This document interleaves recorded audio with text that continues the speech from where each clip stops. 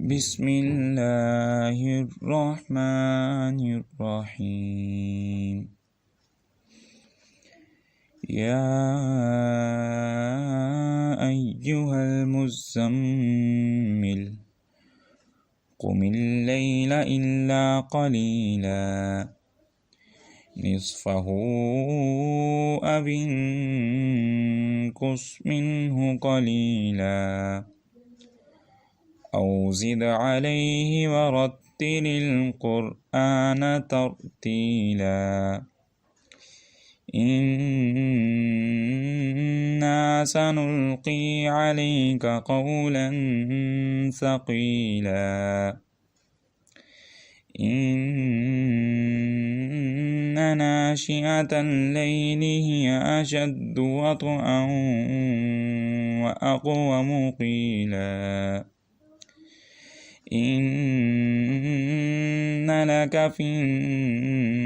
النهار سبحا طويلا واذكر اسم ربك وتبتل إليه تبتيلا رب المشرق والمغرب لا إله إلا هو فاتخذه وكيلا واصبر على ما يقولون واهجرهم هجرا جميلا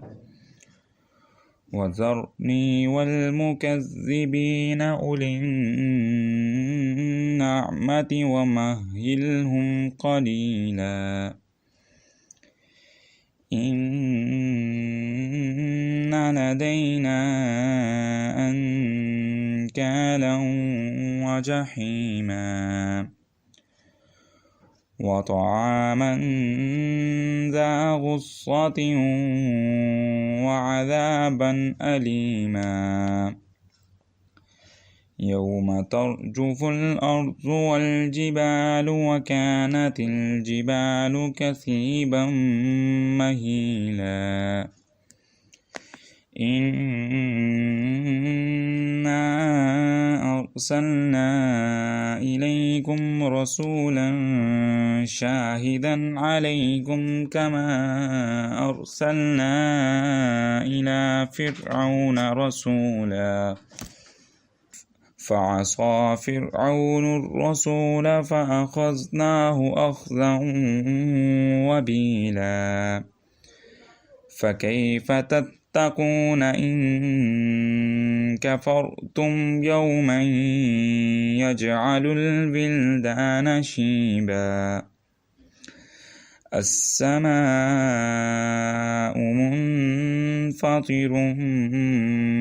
به كان وعده مفعولا إن هذه تذكرة فمن شاء اتخذ إلى ربه سبيلا إن ربك يعلم أنك تقوم أدنى من ثلثي الليل ونصفه